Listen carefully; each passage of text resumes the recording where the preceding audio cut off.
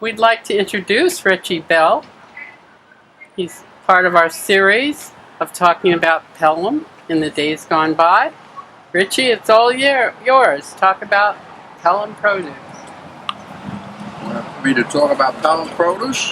When your father had it. My father started in 1921 on Lincoln Avenue, and there was a fire there, and he moved down here in 103 Fifth Avenue.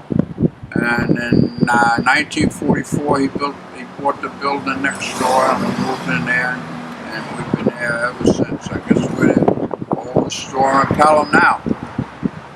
And we got married in 1952. I married a nice German girl named Joan, and she gave me 3 nice children. And we've lived in Pelham I've lived in Pelham all my life, 83 years. And Joan lived here 60 years with me. So, and I love Pelham. I love the people in Pelham. I love mainly. I work with seniors and children, coaching basketball, football, girls and boys. And I was on a rec commission 40-something years in Pelham. I loved that job that they gave me, appointed. And So let's go back to when your father had the produce store. my father had the produce store. He in those days it was 1930. Most of the work was done in the store. You had everything. It was like a little supermarket. You had an open front. The store was open front, and he sold vegetables out front. And in Pelham in those days, it was mostly deliveries. And we had he had 3 trucks delivering in Pelham all day, and he built a big business here, which he really knew what to do. I wish I could have followed him as good as he was, but I didn't. Did you work in the store? I always went to market. When I was 10 years old, I started going to market with my father down in Yonkers. They had Yonkers Produce Market. We bought all our things there. We bought from farms up in state and near Newburgh. And they bought fresh vegetables and potatoes. And I worked in the store every afternoon after sports ended. And I played football, basketball, and baseball in high school. I enlisted in the Air Force in 1950 in the Korean War, and I didn't go to Korea, but I worked in Eastern Air Defense in Stewart Air Force Base, New York. So for 3.5 years I was in there till the Korean War ended. Then I came back home, and my father always wanted to go back to the farm. He was born on a farm. When I came back in 54, we worked together in the store again, and he decided one day, he says, son, I'm going to go buy a farm.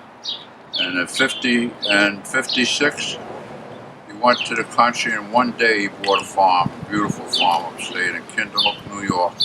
And he went, him and his wife, lock, stock, and barrel, they went there and left me here. And he went into a business that was bigger than he thought. It was an apple farm, and the first year they had it, they had a bumper crop. They had 60,000 boxes of apples, and he wasn't really in that line. He wanted to grow vegetables, but he had these apples, and he went out and he went to Canada, where Mott's apples and baby food was, and he sold almost every apple to them.